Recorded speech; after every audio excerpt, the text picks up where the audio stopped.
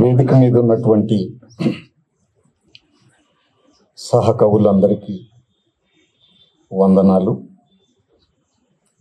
అలాగే ఈ సభకు విచ్చేసినటువంటి సాహితీ మిత్రులు, కవులు అందరికీ కూడా నమస్కారాలు. ముందుగా కవి సంగమం యొక్క ఈనాటి వేదిక మీద నాకు ఇలాంటి అవకాశాన్ని ఇచ్చినటువంటి కవి సంగమానికి, కవి సంగమ నిర్వాహకులకు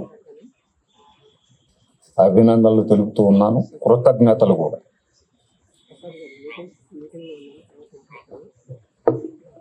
నాకు ఈ సభల్లో మాట్లాడేటప్పుడు ఎక్కువగా వేరే రకమైన పాత్రను నిర్వర్తించేవాడిని. ఇవాళ టోటల్గా కొత్త పాత్ర ఇది. ఒక కవిగా నన్ను నేను పరిచయం చేసుకోవడం, నా ప్రయాణాన్ని గురించినటువంటి విషయాల్ని మీతో పంచుకోవడం అనేది అది చాలా సంతోషదాయకం.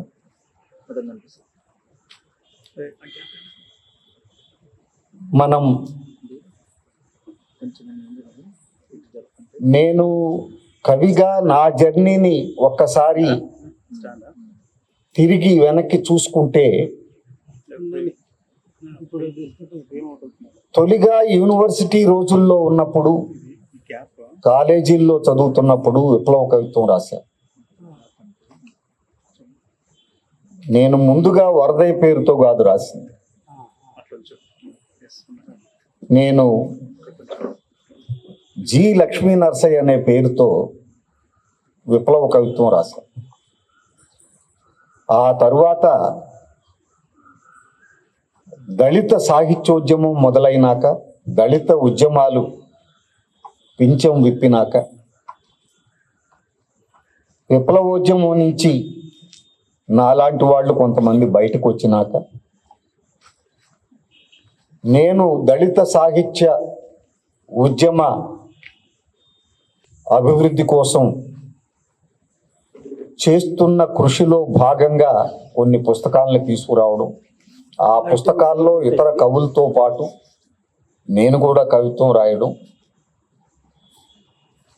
అది వరదయ్య పేరుతో రాయడం జరిగింది.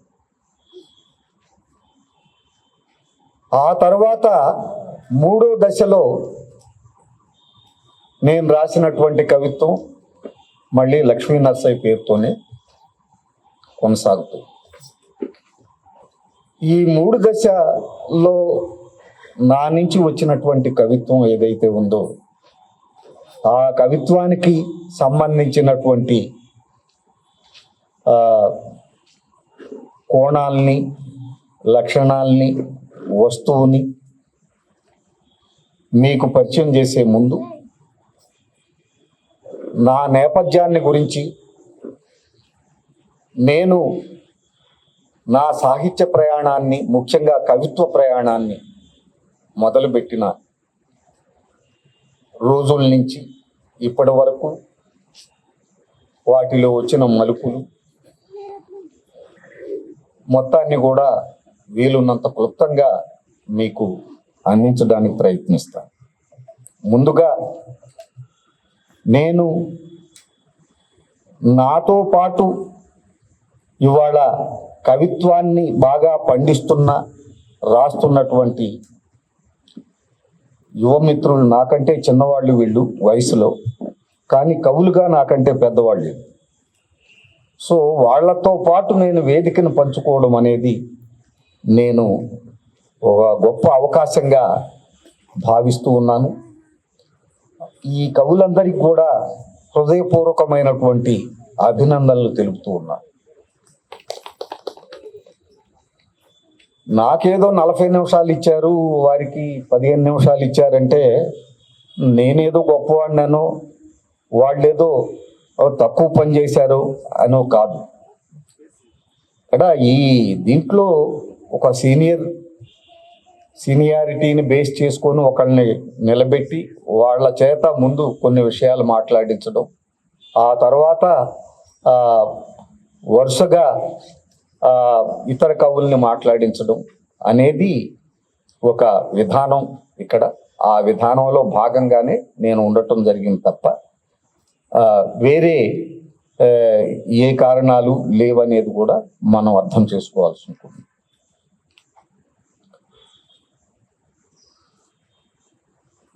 నాలోకి బయట నుంచి నాలోకి ప్రవేశించే వాస్తవం, నా నుంచి బయటికి వచ్చే వాస్తవం కలిసే చోట నేనుంటాను. నా రచన ఉంటుంది, నా కవిత్వం ఉంటుంది. ఇది గతంలో ఎప్పుడో ఒకసారి నేనే రాసినట్టు గుర్తు. నా నేపథ్యాన్ని గురించి నేను ఆలోచించేటప్పుడు ఈ నేపథ్యంలో నా పర్సనల్ విషయాలు, నా సోషల్ విషయాలు, నాకు సంబంధించినటువంటి రాజకీయ విషయాలు ఇవన్నీ కూడా ఇమిడి ఉంటాయి.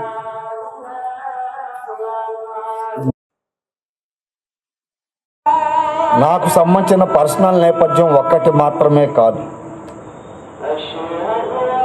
అని మనం దృష్టిలో ఉంచుకోవాలి. అలా చూసినప్పుడు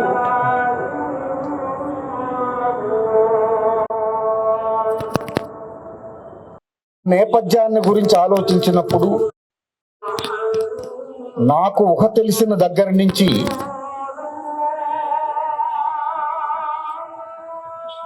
నేను పుట్టిన ఊరు, కులము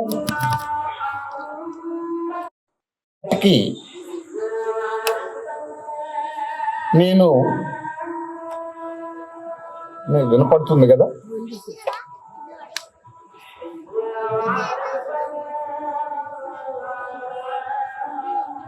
తెనాలి తాలూకా మండూరు గ్రామంలో మంగలి కులంలో క్షౌరం వృత్తిని చేసుకుంటూ హరికథలు కూడా చెబుతూ కమ్యూనిస్ట్ ఉద్యమంలో పనిచేస్తున్నటువంటి గుంటూరు వీర రాఘవులు, వెంకట సుబ్బమ్మ అనే దంపతులకి పుట్టాను నేను. మండూరు అంటే మీకు గుర్తుండటానికి మా ఊరు పక్కనే కార్మూరు వారిపాలెం, అది శివారెడ్డి గారి ఊరు, కవి శివారెడ్డి గారి ఊరు. వాళ్ళూరికి మా ఊరికి మధ్య 100 ఎకరాల పొలం ఉంటుంది. వాళ్ళూరు వెళ్ళాలంటే ఈ చేలకడ్డం పడి గట్ల మీద పరిగెత్తి, మేము చుండూరు వెళ్ళాలంటే వాళ్ళ ఊరి మీదుగా వెళ్ళాలి. సో తెనాలి తాలూకాలో చాలా రిచ్ గ్రామాలు ఉన్నాయి. ఆ గ్రామాల్లో మా గ్రామం ఒకటి. అక్కడ రెడ్లు సోదరులు వీళ్ళిద్దరు కూడా బాగా బలమైనటువంటి కులాలు, సంపద్వంతమైనటువంటి కులాలు. నేను ఒక మంగళ కులంలో పుట్టాను. నాకు తెలిసే నాటికే, నాకు బాగా తెలిసింది 6th క్లాస్లో. అప్పటికే మాది ఒక చిన్న పాకలాగా ఉండేది. నాజర్ అనేవాడు గాలి కొంపలు ఖాళీ కుండలని ఒక ప్రయోగం చేశాడు. ఎన్నాళ్ళీ కాపురాలు అనే పాట రాసి. ఆ గాలి కొంపలంటే ఏంటంటే గాలి పనులు చేసే కొంపలు కాదు, ఒక అటువైపు ఇటువైపు దించిన 2 వైపులు దించి ఇటు ఇటు గోడలు లేని ఒక ఇల్లు అనమాట. బయట గాలి అంతా ఇంట్లోనే ఉంటుంది. అలాంటి దాన్నే గాలి కొంప అంటారు. అలాంటి గాలి కొంప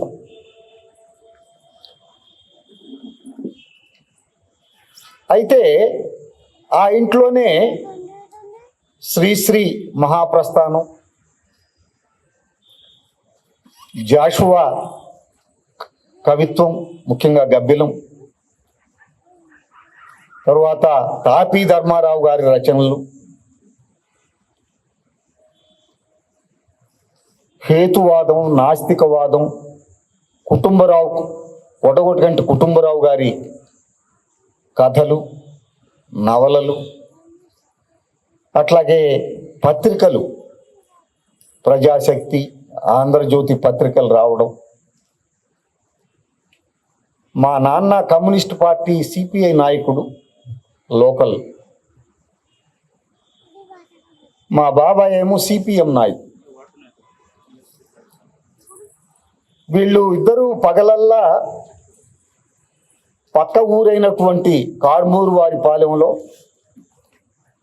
మంగలి వృత్తి చేసి, ఆనాడు వృత్తి చేయడం అంటే ఏంటి, ఆ ఊరు వెళ్ళి ఇంటింటికి వెళ్ళి చేస్తే సంవత్సరానికి ఇంత అని ఇన్ని గింజలని కొలుస్తారు. దాన్నే మిరాశ అంటాం.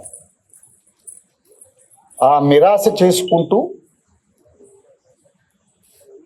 వాళ్ళు ఇంటికి వచ్చినాక మధ్యాహ్నం నుంచి రాజకీయపరమైనటువంటి పనులు. మా ఇంటి దగ్గర ఆ పాక ఎదురుగా ఉన్న వాకిల్లో సాయంత్రానికి ఒక పక్క సిపిఎం గ్రూపు, ఇంకో పక్క సిపిఐ గ్రూపు కూర్చొని మాట్లాడుకునేవాళ్ళు. ఈ మాట్లాడుకునే వాటిల్లో చాలా సీరియస్ చర్చలు జరిగాయి. వియత్నాం గురించి, రష్యా గురించి, కంపూచియా గురించి, చైనా గురించి. ఈ చర్చలు ఎంత కాదనుకున్నా వింటూ ఉండేవాడిని. అవి బాగా పట్టుబడి నెక్స్ట్ ఈ పుస్తకాలన్నీ చదవడం. అప్పటికే శ్రీశ్రీ, జాషువా వీళ్ళందరూ సాహిత్య రంగంలో దిగ్గజాలుగా వెలుగొందటం. సో ఏమున్నా లేకపోయినా చదవడం అనేది ఒక కార్యక్రమంగా నడిచింది. అయితే నేను కూడా 6వ తరగతి నుంచి పొది తీసుకొని మా నాన్న బాబాయ్ అమ్మటే కార్మూరు వారి పాలెం వెళ్ళేవాడిని. నేను క్షవరాలు చేసేవాడిని. అట్లా క్షవరాలు చేస్తూ ఉండే క్రమంలోనే కవి శివారెడ్డి గారు కూడా నాకు పరిచయం. అప్పటికే ఆయన లెక్చరరు, కవిగా పేరుంటూ ఉండేవాడు. అప్పుడు ఆయన ఫస్ట్ నేను చూసింది భారమి, నాకు ఒక తెలిసిన ఆసుపత్రికి వాళ్ళ ఇంటికి వెళ్ళి కూడా క్షవరాలు చేసేవాడు. ఆయనకి ఆ క్రమంలోనే చేసి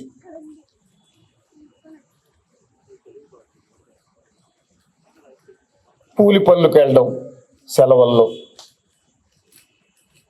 కోతలంటే నారు బీగటం, నారు మోయటం, కుప్పలు, ఇలాంటి అన్ని వ్యవసాయ పనులన్నీ కూలికి చేయడం, పుస్తకాలు కొనుక్కోవడం, స్కూలుకు వెళ్ళడం. ఆనాడు గ్రామాల్లో ఎట్లుండేదంటే మాలాంటి వాళ్ళం, మేము మంగళవాళ్ళం అని తెలుసు కాబట్టి, నాకు క్షవరం చేయడం తెలుసు కాబట్టి మా హెడ్ మాస్టర్ కూడా క్షవరం చేయించుకునేవాడు నా చేత. చేయించుకొని ట్యూషను, మ్యాథ్స్ ట్యూషను ఫ్రీగా చెప్పేవాడు వాళ్ళ ఇంట్లో. ఈ జీవితం నుంచి ఇట్లా 10th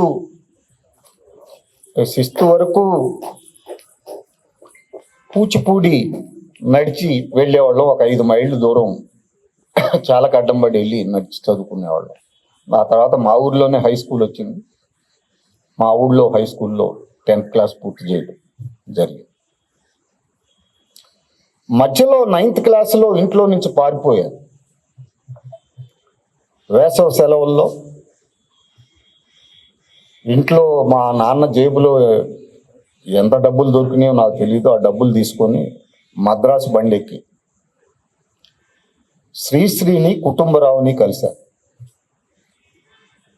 నన్ను చూసి వాళ్ళు బిత్తపోయారు.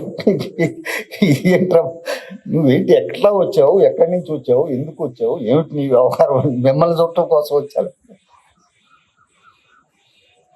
శ్రీశ్రీ ఇట్లా గడ్డం కింద చెయ్యేసుకొని, ఈ వయసు ఎంత, నువ్వెంత, నీ కవిత్వాలు ఇవన్నీ అట్లా మంచిది కాదు, నువ్వు ఇంటికి వెళ్ళాలి అని చెప్పేసి, అంటే నేను మా కుటుంబరావు గారిని పొడగొట్టగంటి కుటుంబరావు గారిని చూడాలని. కుటుంబరావు గారిని కూడా కలవడం, కుటుంబరావు గారు కూడా ఇట్లా తిరగడం మంచిది కాదు నాన్న, చదువుకోవాలి నువ్వు, సరే నీకు అభిమానం ఉండొచ్చు కానీ ఇంట్లో చెప్పకుండా ఇట్లా పారిపోయి వస్తే ఇంట్లో ఎదురు చూస్తూ ఉంటారు కదా అని వాళ్ళు నాకు కొంత హితబోధ చేస్తారు. సరే వాళ్ళే ఒకళ్ళని ఎవరినో అరేంజ్ చేస్తే మళ్ళీ తెనాలిలో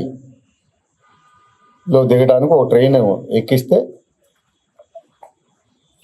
నాకు తెలియకుండానే మా అడ్రస్ తీసుకొని మా నాన్నకు ఉత్తరం రాశారు.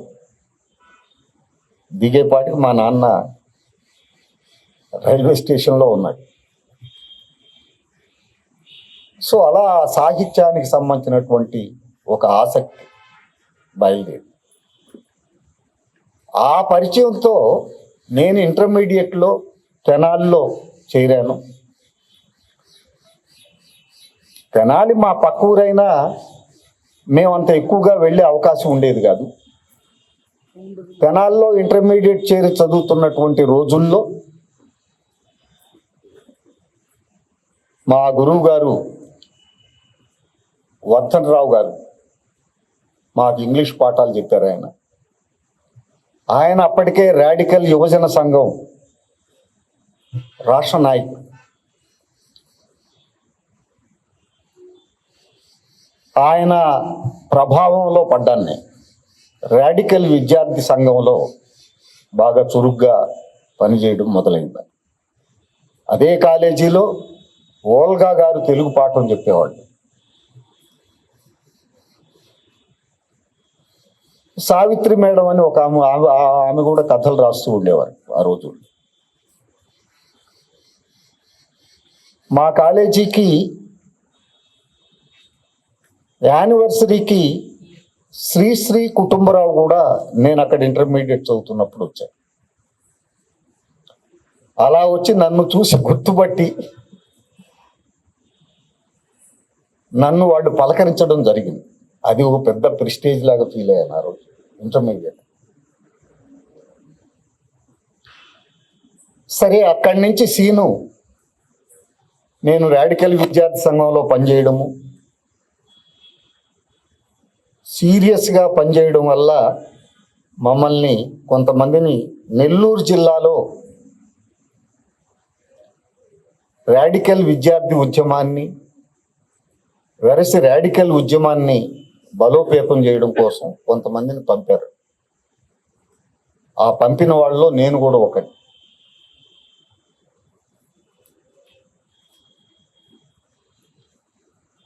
నేను అక్కడికి వెళ్ళడం మా ఇంట్లో వాళ్ళకు కూడా కొంత నచ్చింది. ఎందుకంటే ఇక్కడ ఉండి ఈ రాడికల్స్ అది ఇదని తిరుగుతున్నాడు, అక్కడికన్నా వెళ్తే ఆ గొడవలు ఉండవులే. కానీ అక్కడ నేను బాగా సీరియస్ అయిపోయి డిగ్రీలోనే ఉంటూనే ఫుల్ టైమర్గా ఉద్యమంలో ఇన్వాల్వ్ కావడం, ఆ క్రమంలో ఒక భూస్వామిని పీపుల్స్ వార్ పార్టీ వధించిన ఆ ఘటనలో పాల్గొన్న వాళ్ళలో ఉండాల్సి రావడం, ఇదంతా జరిగిపోయింది. తర్వాత అందరూ యూజీకి వెళ్ళిపోవడం, తర్వాత పట్టుబడిన మొదటి వాడిని నేనే. తర్వాత జైలు, చాలా చకచకా జరిగిపోయింది. ఈ క్రమంలోనే నాయుడుపేట, సూళ్ళూరుపేటకి సంబంధించినటువంటి బాధ్యతలు నేను తీసుకోవడం జరిగింది. చదువు ఒక 2-3 సంవత్సరాలు మూలబడింది. ఆ తర్వాత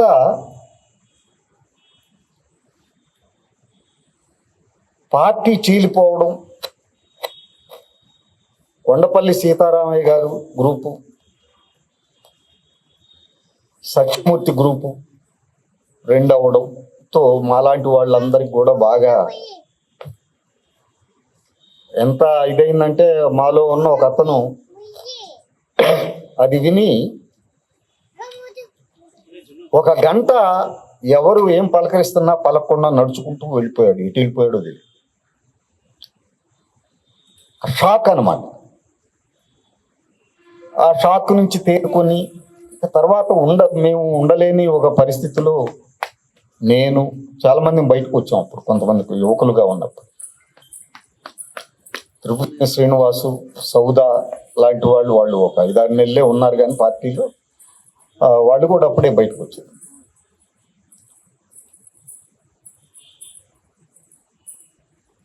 మాకు కలైకూరి ప్రసాద్, సత్యమూర్తి గారి రెండో అబ్బాయి సౌజన్య, వీళ్ళందరూ జూనియర్స్. సరే, బయటకు వచ్చినాక కొంతమంది ఉద్యోగాలు తెచ్చుకున్నారు. త్రిపునేని శ్రీనివాస్ లాంటి వాళ్ళని ఏబికే ప్రసాద్ పిలిచి ఆనాడు ఉదయంలో ఉద్యోగం ఇచ్చాడు. ఉదయం అనే పత్రిక ఉండేది. ఆ తర్వాత నేను మళ్ళీ బిఏ 1 సిట్టింగ్ రాసి తర్వాత ఎంఏ ఎస్వి యూనివర్సిటీలో జాయిన్ అయ్యి మళ్ళీ చదివి ఎంఫిల్ కూడా పూర్తి చేసుకొని లయోలా కాలేజీలో ఒక లెక్చరర్ జాయిన్ అవ్వడం జరిగింది. అక్కడ ఎంఫిల్ పూర్తి కాకముందే ఇంటర్వ్యూ ఏదో వస్తే వెళ్తే పీజీ డిపార్ట్మెంట్లో ఇంగ్లీష్ లెక్చరర్గా పోస్ట్ వచ్చింది. అక్కడ చేస్తూనే సెంట్రల్ యూనివర్సిటీ ఆఫ్ హైదరాబాద్లో పిహెచ్డి రిజిస్ట్రేషన్ చేయడం జరిగింది. అక్కడ 15 ఏళ్ల పాటు లెక్చరర్గా చేశాను. ఆ 15 ఏళ్లలో వాళ్ళు ఆల్మోస్ట్ నన్ను తీసేసే పరిస్థితికి వచ్చేసారు. నా యాక్టివిటీస్, నేను దళిత ఉద్యమంలో పాల్గొనడం, దళిత సాహిత్యోద్యమంలో గట్టి ఆచరణలోకి వెళ్ళడం, చాలా గొడవలు జరగడం ఆ కాలేజీల్లో.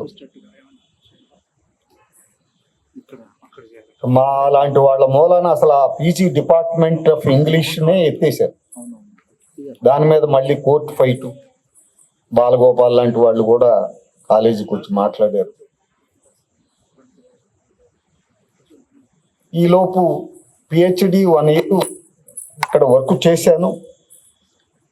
దళిత సాహిత్యోద్యమంలో అది బాగా ఉధృతం అవుతున్నటువంటి సమయం అది. ఎవరో ఒకళ్ళు గట్టిగా పూర్తి కాలం పని చేయకపోతే అది ముందుకు సాగేటట్లేదు. నా ఆలోచనలన్నీ దీంట్లో ఉండి కుల వివక్ష, కుల నిర్మూలన పోరాటాల్లో మనం పాలు పంచుకోవాలి, ఆ రకమైన సాహిత్యోద్యమాన్ని ముందుకు తీసుకెళ్ళాలి అనేది. సో నేను పిహెచ్డిని కూడా నేను వదిలేశాను. అప్పుడు నా గైడ్లు ఇద్దరు, డాక్టర్ అల్లాడి ఉమ్మ, డాక్టర్ శ్రీధర్, వాళ్ళిద్దరూ అప్పటికే సెంట్రల్ యూనివర్సిటీలో గుండెడప్ప అనే పుస్తకం తీసుకొచ్చాం. ఇంతకుముందే చిక్కనవుతున్న పాట, పదునెక్కిన పాట, నిశాని ఇవన్నీ వచ్చినాయి. కవిత్వం వస్తుంది, కథలు వస్తున్నాయి. వాళ్ళకి కొద్దిగా భయం వేసి మేము తీసేసాము అని యూనివర్సిటీ మీద పడతారేమో, విద్యార్థులు గొడవలు అవుతాయని, మీరు ఎందుకు వెళ్తున్నారు, మీరు ఒక లెటర్ రాసి ఇవ్వండి అని చెప్పారు. ఆ లెటర్లో నేను స్పష్టం చేశాను, దళిత సాహిత్యోద్యమంలో నా వంతు పాత్రను నేను నిర్వర్తించడానికి ఈ పిహెచ్డిని వదులుకుంటున్నాను. ఇష్టపూర్వకంగా నేను రాసి ఒక లెటర్ సంతకం చేసి ఇచ్చాను. అప్పుడు నాకు మళ్ళీ వాళ్ళ విత్డ్రాయల్ ఇది ఇవ్వడం జరిగింది.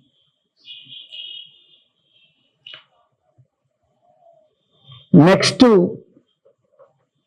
దళిత సాహిత్యోద్యమం అట్లా తిరిగి పనిచేసినందువల్ల, నేనే కాదు అలాంటి చాలా మంది పనిచేయడం వల్ల దళిత సాహిత్యోద్యమం ఒక కాంక్రీట్ రూపాన్ని దాల్చి వందల పుస్తకాలు, కవిత్వం కావచ్చు, కథలు కావచ్చు, విమర్శ కావచ్చు, వచ్చే ఒక స్థాయి వచ్చింది. ఆ తర్వాత కొన్నాళ్ళకి ఒక లవ్ పీరియడ్ నన్ను ఆవరించింది. ఆ పీరియడ్ నుంచి అంటే పర్సనల్ గా బాగా దివాలా ఎత్తిపోవడం, ఇంట్లో అన్ని అప్పులు, బయట అప్పులు, పిల్లల చదువులకు కూడా సరిగా చూసుకోలేని పరిస్థితి. దానితో బాగా కష్టపడి కార్పొరేట్ కాలేజెస్లో కొన్నాళ్ళు ప్రిన్సిపల్ గా పనిచేయాల్సి వచ్చింది. అలా చేయడం వల్లే కొద్దిగా అప్పుల నుంచి బయటపడి పిల్లల్ని చదివించుకోగలగడం, వాళ్ళు ఒక దారిలో పట్టడం అనే పరిస్థితి వచ్చింది. ఈ క్రమంలో ఇంట్లో భార్యతో గొడవలు, తల్లిదండ్రులతో గొడవలు, పిల్లలతో గొడవలు, ఎవరి అవసరాలు ఏమి సరిగా తీరపోయినా ఇంట్లో ఉన్న మెయిన్ క్యాండిడేట్ ఎవడో వాడికే పడతాయి కదా. ఇవి కూడా అనుభవాలు, పక్క విప్లవోద్యమం అనుభవాలు ఉన్నాయి, ఓ పక్క దళితోద్యమం అనుభవాలు, పక్క పర్సనల్ అనుభవాలు. నాది మంగళ కులం, నేను పెళ్లి చేసుకున్న అమ్మాయి మాలమ్మాయి. నా సత్యమూర్తి గారి మరదల కూతురు అమ్మాయి. విప్లవోద్యమంలో ఉన్నప్పుడే పరిచయం. నేను తర్వాత ఇక్కడ లెక్చరర్ అయినాక, ఇప్పుడు నీ పెళ్లి కూడా నేనేం తాడిబొట్టు కట్టలేదు, దండలు మార్చుకోలేదు, ఇద్దరం కలిసి ఉంటున్నాం. వాళ్ళ అమ్మ ఒక రోజు వచ్చి, అయ్యా అందరూ మా అమ్మాయి లేచిపోయిందని అంటున్నారు, మా ఊళ్ళో మమ్మల్ని అందరూ దూరం పడుతున్నారు, మా అమ్మాయిని పెళ్లి చేసుకున్నట్టుగా కనపడాలి అని పాపం కళ్ళ గుడ్డలో నిండా నీళ్లు నింపుకొని నా దగ్గర చాలా బాధపడింది. అప్పుడు ఇది నేనేం చేయాలి ఇప్పుడు అని అడిగాను. ఏం లేదయ్యా, మా ప్రీస్ట్ దగ్గర పెళ్లి ఇది ఉంటది, ఆ ఫామ్ పూర్తి చేసి సంతకం పెడితే చాలు అన్నాను. సంతకం కదా పెట్టేస్తాను, సంతకం పెట్టి వచ్చేసి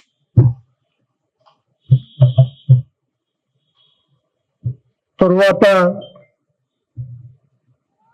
పిల్లలు పెద్దాళ్ళు అయ్యారు. నా కూతురు తన క్లాస్మేట్ ఒక ముస్లిం అబ్బాయి ఫిరోజ్ పెళ్లి చేసుకుంది. వాళ్ళిద్దరూ ఒకే కంపెనీలో ఉద్యోగం చేశారు, 11 సంవత్సరాలు కలిసి చదివారు. వాళ్ళకు ఒక కూతురు ఐరా, నా మనోరాలు.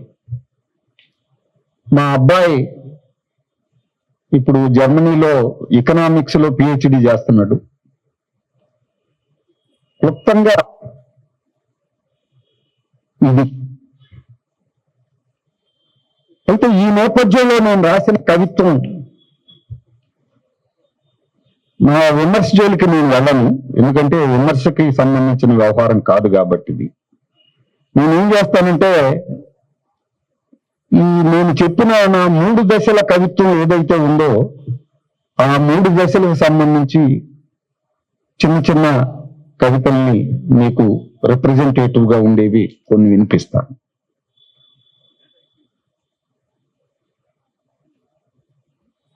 నన్ను ఒక మిత్రుడు ఈ మధ్య అడిగాడు, నువ్వు 6th క్లాస్లోనే మంగళ పని చేశావు, కులవృత్తి చేశావు, కులపరమైన వివక్ష ఎదుర్కొన్నావు. మరి కవిత్వం రాసేటప్పుడు నువ్వు ముందు రాసిన కవిత్వం కులపరమైన వివక్షకు సంబంధించిన అనుభవాలు ఏమి రాయలేదు కదా. నువ్వు ముందే విప్లవ కవిత్వం అట్లా రాసేసావు అని ఒక మిత్రుడు అడిగాడు. అది చాలా మంచి ప్రశ్న అని అనిపించింది నాకు.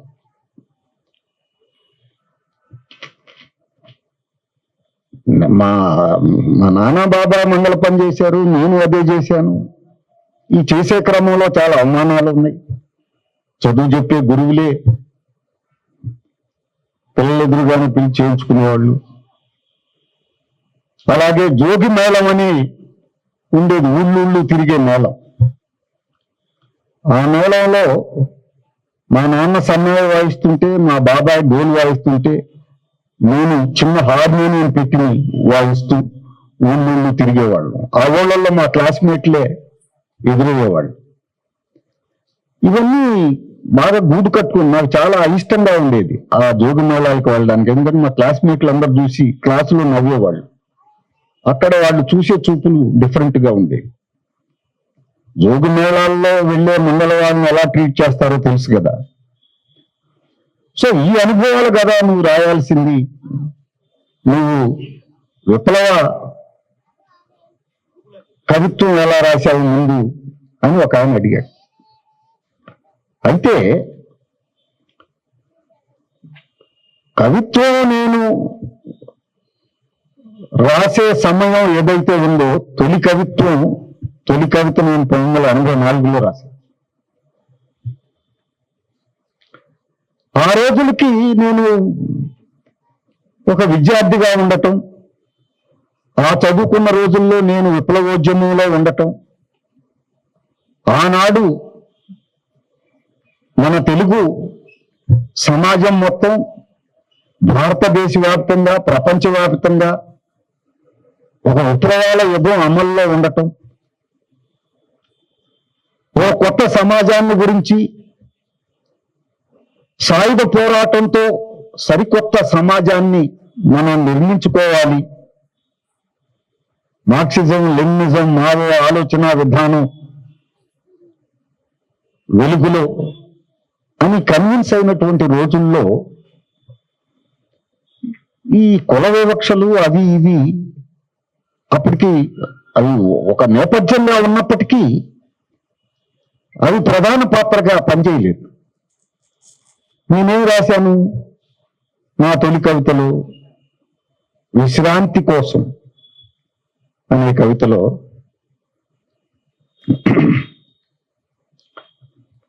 నీడ కోసం ఆయుధం ఎండల వర్షాన్ని కురిపించాలి, విశ్రాంతి కోసం ఆయుధం వినమ్రంగా శ్రమించాలి అని రాశాను.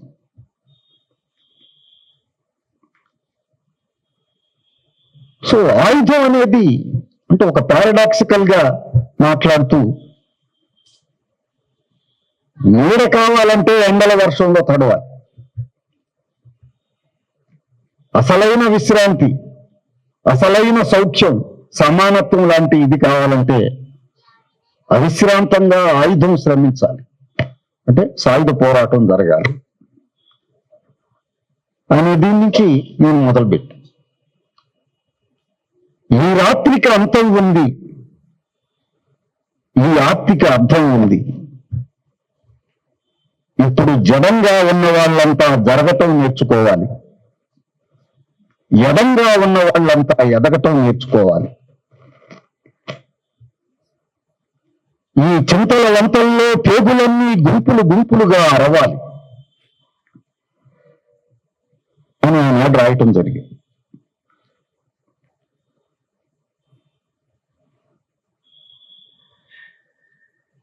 ఒక పక్క విప్లవోద్యమంలో చీలికొచ్చి కొంత నిరాశామయ వాతావరణం ఉన్నప్పుడు కూడా ఆశావాదాన్నే మాకు మా నాయకులు, మా మేధావులు, మా గురువులు నూరిపోశారు. సో దాని నుంచి అట్లా ఎక్కడ నిరాశకి తావు లేకుండా రాయడం జరిగింది.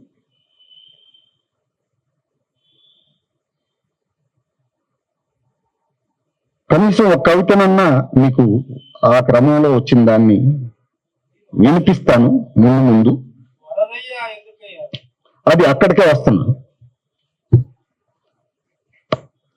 ఈ లక్ష్మీ నరసయ్య పేరుతో అప్పుడు రాసిన కవిత్వం ఉదయంలో వచ్చింది. ఉదయంలో ధ్వని అనే పేరుతో ఒక సాహిత్య వేదిక ఉంది. ఆంధ్రపత్రికలో కూడా అప్పట్లో సాహిత్యం బాగా నడిచేది. ఆంధ్రజ్యోతి, ఈ పత్రికలన్నింటిలో నా కవిత్వం వచ్చేయింది. అరుణతారులో వచ్చేయింది, సృజనలో వచ్చేయింది. తర్వాత బయటకు వచ్చినాక దళిత కవిత్వం టేక్ ఆఫ్ అయినాక నేను అప్పటి వరకు జి లక్ష్మీ నరసయ్యగా రాసిన వ్యక్తిని నేను తోటి కవులతో కలిసి దళిత బహుజన కవులతో దాదాపు ఒక 120 కవుల వరకు ఎస్సీలని, ఎస్టీలని, బీసీలని, ముస్లింలని, క్రైస్తవుల్ని, మైనారిటీల్ని పోగు చేసి వాళ్ళ అచ్చైన కవిత్వాన్ని, అచ్చు కాని దాన్ని కూడా రాయించి నేను కూడా కొన్ని రాసి ఆ క్రమంలో చిక్కనవుతున్న పాట అనే పుస్తకం 1994లో తేవడం జరిగింది. నేను, నా మిత్రుడు నేను శ్రీనివాస్ ఇద్దరు కూడా దానికి సంపాదకులు. ఆ పుస్తకం ఒక పెద్ద బ్రేకింగ్ పాయింట్, తెలుగు సాహిత్యానికి ఒక మలుపు. అంటే దళిత ఉద్యమం, దళిత తాత్వికతే మొత్తం మన రాజకీయాలకు ఒక మలుపు అయితే, సాహిత్యోద్యమంలో సాహిత్య ఉద్యమాలకు సంబంధించిన మలుపు దళిత సాహిత్యోద్యమం. అప్పుడు నేను వరదయ్య పేరుతో దళిత కవిత్వం రాయడం మొదలుపెట్టి ఏం రాశాను, జస్ట్ కొన్ని శాంపిల్స్. అడగ్గానే వేలు కోసివ్వడానికి నేను పిచ్చి ఏకలవ్యుని కాను, తల తీస్తానంటే తీయించుకోవడానికి నేను వెర్రి శనగకుని కాను, నన్ను అవిటివాణ్ణి చేసిన నీ దేవుళ్ళ చర్మాలను ఒలిచేవాణ్ణి నేను.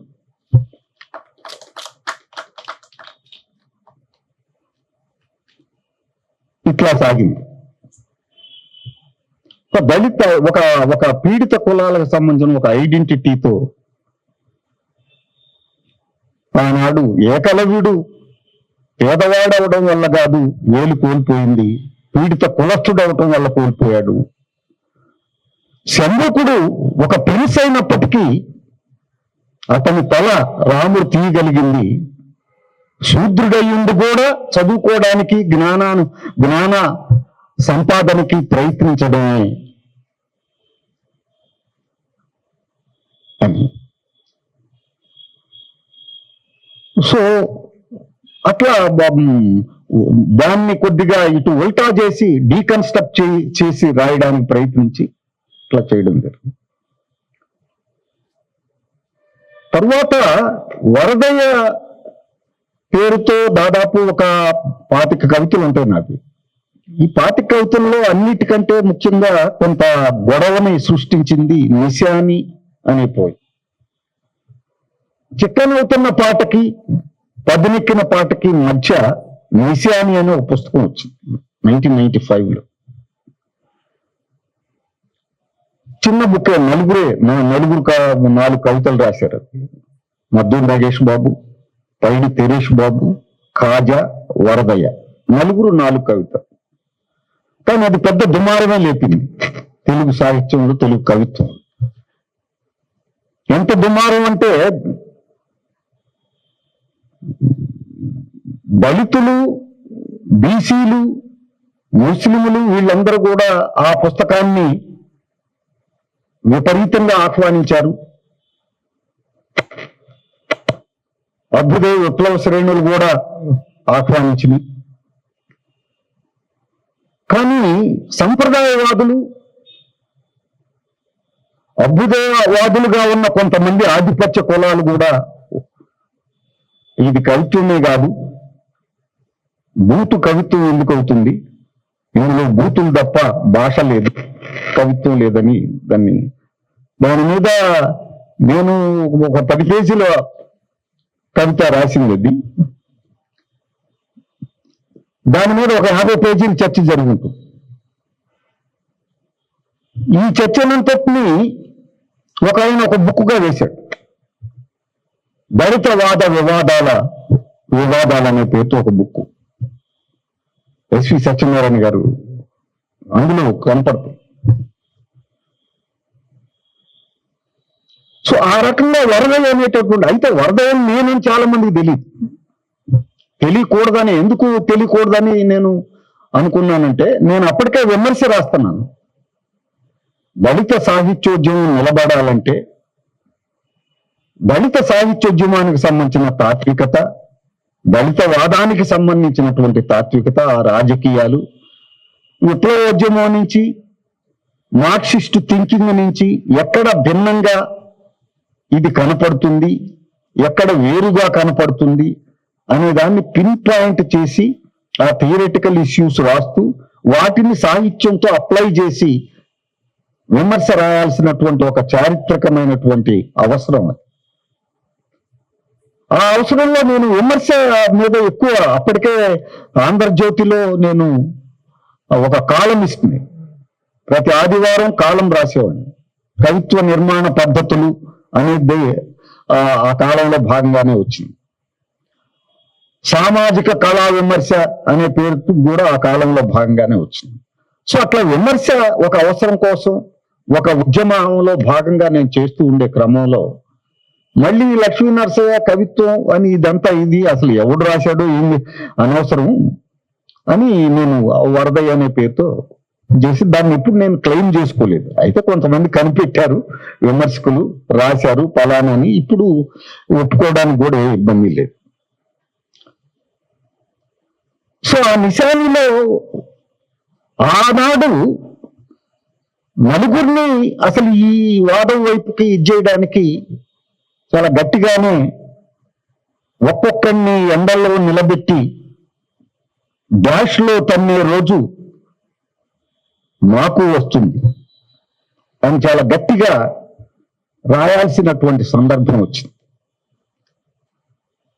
అప్పుడు వరదయ్య ఆ పాత్ర నగేష్ బాబు, తిరేష్ బాబు, కాజాలతో పాటు తీసుకున్నాడు. ఆ తర్వాత నేను రాసినటువంటి కవిత్వం అంటే అందులో భాగంగా నేను నా కులం కవిత్వం కూడా రాశాను. పనిముట్లని ఒక కవిత రాస్తే అది ఆంధ్రజ్యోతి వివిధలో వచ్చింది. మా పనిముట్లు, మా డోలు, మా సన్నాయి, మా శృతిబూర, మా తాళం, వాటి కాంట్రిబ్యూషను ఏంటి ఈ సమాజానికి, మా మంత్రసాని,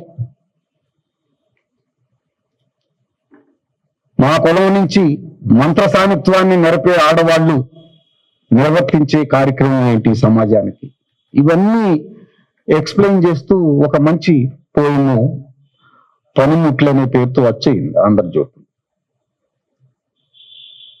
అదే క్రమంలో 8వ తరగతి నుంచి 6వ తరగతి నుంచి ఈ క్షవరం చేశాం కదా,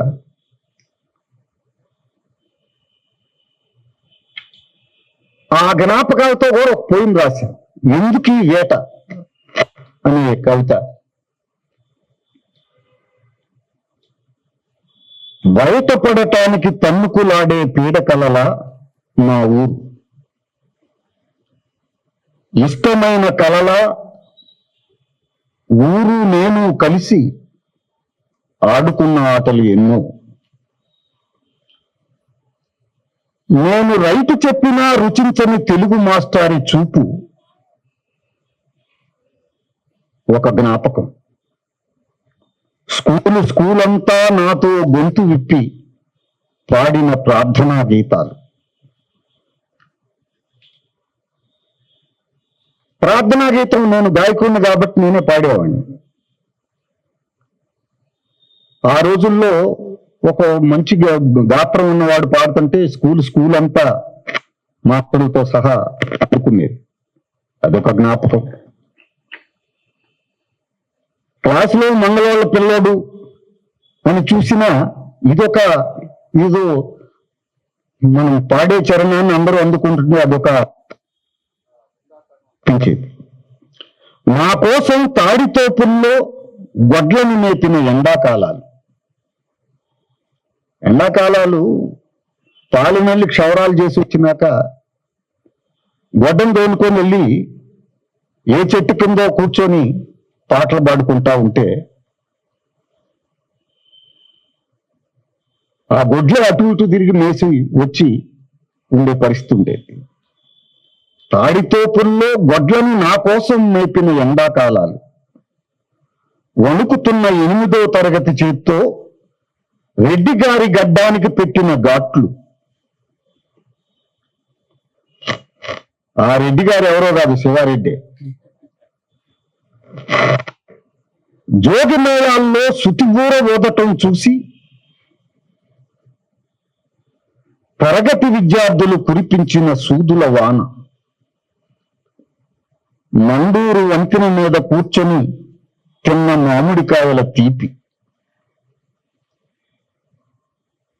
తీపివో చేదువో జ్ఞాపకాల నిరంతర వేట. సంవత్సరాలు దొర్లిపోతాయి,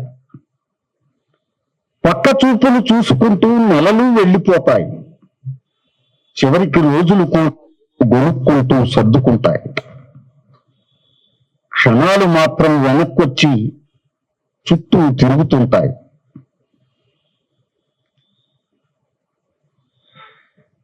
ఎందుకు ఈ వేట అనే పేరుతో ఒకనాడు ఇది రికార్డు చేశాను. ఈ పోయిన ఆదివారం ఆంధ్రజ్యోతిలో వచ్చాయి. బహుశా చాలా మంది చదివి ఉంటారు.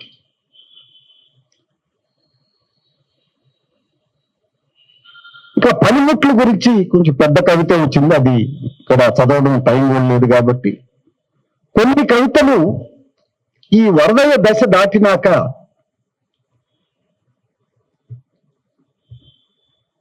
ప్రాంతాల గురించి, జెండర్ గురించి, కుల వివక్ష గురించి, ఫాసిజం గురించి, మారుతున్నటువంటి ఫాసిస్టు వాతావరణం గురించి, ప్రజాస్వామిక ఆకాంక్షల గురించి, దేశవ్యాప్తంగా రాష్ట్రవ్యాప్తంగా జరుగుతున్నటువంటి అనేక రకాల సాంఘిక రాజకీయ పోరాటాల గురించి, ఈవెంట్స్ గురించి రాసిన కవిత్వం ఆ తర్వాత కొంత వచ్చింది. ఒకనాడు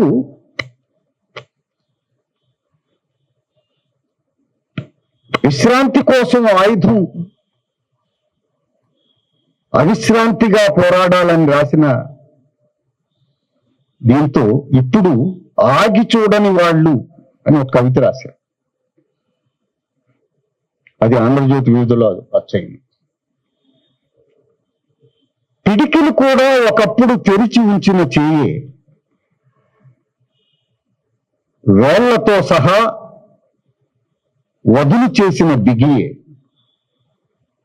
పిడికిలు కూడా ఒకప్పుడు తెరిచి ఉంచిన చెయ్యే, వేళ్లతో సహా వదులు చేసిన బిగియే.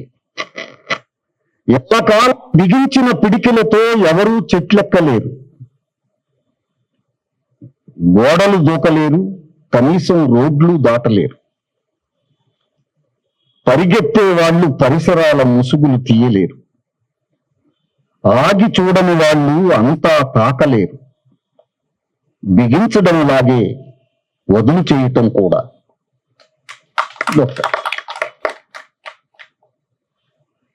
ఈ ధోరణితో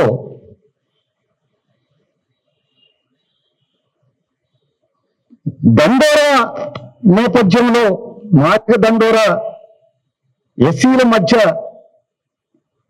ఒక ధర్మమైన విభజన జరగాలి, ఈ ఐక్యత పేరుతో కొంతమందికే పెద్ద అవకాశాలు వచ్చి మాదిగలు మిగిలిన కింది కులాల వాళ్ళు చాలా అవస్థకు గురవుతున్నారన్న దాంతో దండోరా వస్తే ఆ దండోరా మీద చాలా మంది కవులు నిర్మోహమాటంగా మాట్లాడారు. ఆ క్రమంలో రాసిన ఒక కవిత వాటాలు కాటాలు. బాధే కానీ చెప్పక తప్పదు, ఈ మౌనాన్ని కోసి పారబోయిక తప్పదు. నేను పైకెన్ని చెప్పినా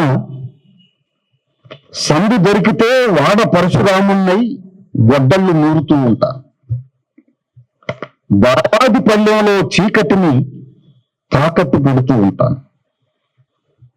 మీరంతా అనుకుంటున్నట్లు నా లోపల ఏ నారుమళ్ళు పరవళ్ళు తొక్కటం లేదు.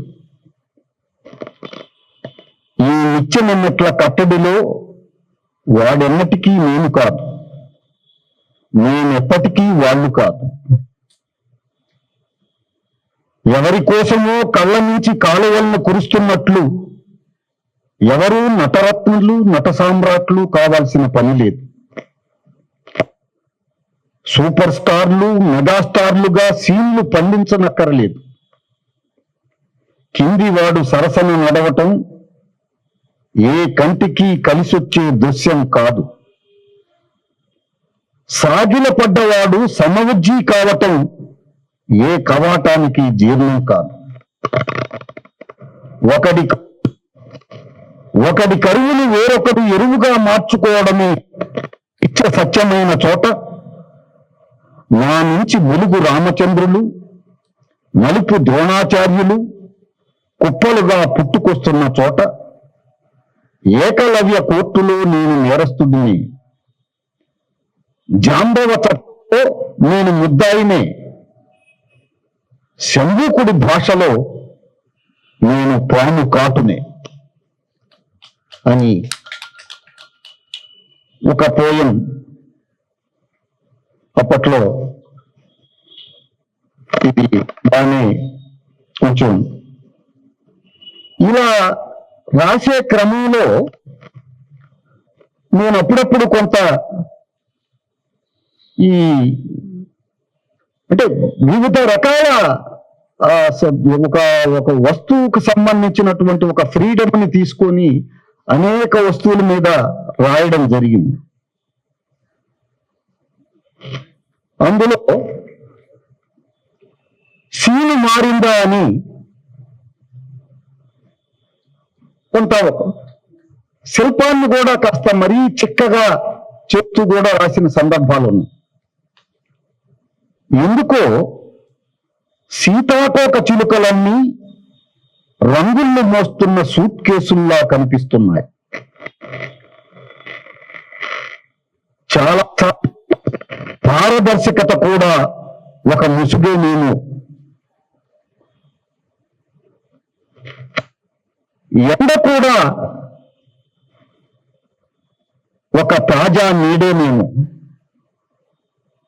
చెట్లకి గాలికి మధ్య జరిగే సంభాషణలో కొమ్మల పెదాలు దుమ్ము పెట్టే ముద్దులకు లొంగిపోతున్నాయి. చీకటి చప్పుడులోకి ప్రవేశిస్తే తప్ప వెలుగుని స్వాగతించలేని సోదరులు. అసహజం కాదు గాని ఓడల కలల కింద సముద్రం మూలుగుతుంది. ఒక రకంగా సముద్రాన్ని ఓడలే ఈడ్చుకుపోతున్నాయి. ఇంకా నీటి బూట్లు తొడుక్కున్న కప్పలు, ఉన్నంతలో మంచి చొక్కాలతో ఒళ్ళు కప్పుకొని వలస వెళుతున్న పక్షులు, కొసమెరుపు తాను వేసిన వలలో తనే చిక్కుకుంటున్న గాలి. ఈ కవిత కూడా అప్పట్లో పత్రికలు వచ్చేది. ఇది కొంతమందికి అర్థమైంది, కొంతమందికి అర్థం కాదు. కొంత మొత్తం మీద ఒక రాజకీయ దృష్టి నుంచి, ఒక కోణం నుంచి రాసిన కవితే. రాజకీయాల గురించి రాస్తున్నంత మాత్రాన కవిత్వం లేకుండా పల్చగా పేలవంగా రాయాల్సినటువంటి అవసరం లేదు.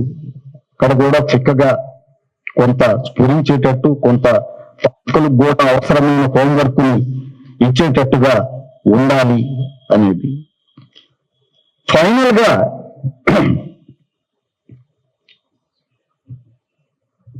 ఇటీవలే ఎందుకు ఈ మన ఆంధ్ర జ్యోతిలో ఒక కవిత వచ్చాయి. దాంట్లో దళిత ఉద్యమాల పట్ల, దళిత ఉద్యమాల్లో పాల్గొనే మిత్రుల చర్యల పట్ల కూడా కొంత అసంతృప్తిని వ్యక్తం చేస్తూ ఒక రకమైనటువంటి ఆత్మ విమర్శతో రాసినటువంటి పోయం ఒకటి చదివి నేను ముగిస్తాను. ఉంది కదా, ఒక్కటి చదివే టైం ఉందండి. Thank you.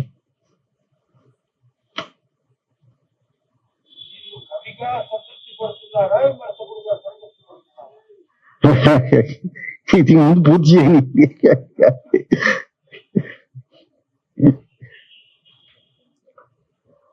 ఓటకు గురయ్యే వాళ్ళే శీర్షిక.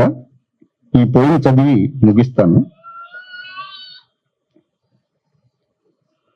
మన తలల్లో అల్లుకుపోయే ముళ్ళ అరణ్యాలు, మన నాడుల్లో నిత్యం పిల్లల్ని పెట్టే తేళ్లు, అందరం ఒక పవిత్ర జైల్లో, ఒక పుణ్య రోగంలో. ఇక్కడ ప్రతి జాతికి 2 గుండెలు, ప్రతి శ్వాసకు 2 పౌరసత్వాలు. ఒకే దేశంలో పొంతన లేని ఎన్నో ప్రపంచాలు. ప్రతి మనిషి 2 మనుషులుగా చీలిపోవడం, అనేక మనుషులుగా వెళ్ళిపోవడం. మన గుండె మనలో కొట్టుకోవడానికి మనువులు పచ్చ జెండాలు ఊపాలి. మనం బ్రతికుండగానే తగలబడుతున్న మన శవాల కంపును తొడుక్కొని మరీ తిరగాలి. అడుగు వెనక్కి తీయలేక, ముందుకు పోలేక ఇస్త్రీ చేసిన అమాయకత్వాన్ని నడి రోడ్డు మీదే నటిస్తుంటాం. సున్నా లోపల చక్కర్లు కొడుతూ, బ్రాకెట్ లోపల బండిని లాగుతూ, అలవాటు కాడి కింద బందీలమై అదో రకం సంతృప్తిని మడతలు మడతలుగా పలగడల్లో దాచుకుంటాం. మన చూపుల్ని కథం చేసేది మన కళ్ళజోడే, మన గుండెల్లో దిగేది మన చేతిలోని కత్తే. అన్ని దరిద్రాల్ని మించిన దరిద్రం దరిద్రులే దరిద్రానికి కోటగోడలు కావటం. పీడితులే పీడనకు పాది చేసి నీరు పోయడం. అవమానితులే అవమానాలకు అంట్లు కట్టడం. ఉరికంబం ఎక్కేవాళ్లే ఉరితాడును పేనటం. వేటకు గురయ్యే వాళ్లే వేటను నడపటం. మిత్రులారా, తెలీదు మిగతా మిత్రులకి దక్కాల్సిన టైం నేను తీసుకున్నానేమో కొంత ఎక్కువ. మొత్తం మీద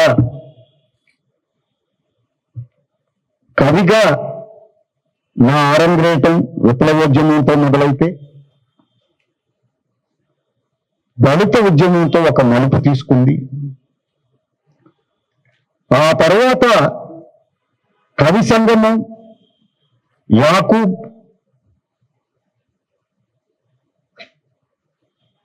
పరిచయం. యాకూబ్ ఎప్పుడో దాదాపు 1994 చిక్కనవుతున్న పాట అప్పటి నుంచే పరిచయం అనుకోండి, కవిత నిర్మాణ పద్ధతులు రాస్తున్నప్పటి నుంచే. కానీ మళ్ళీ తిరిగి నేను ఇటు వచ్చినప్పుడు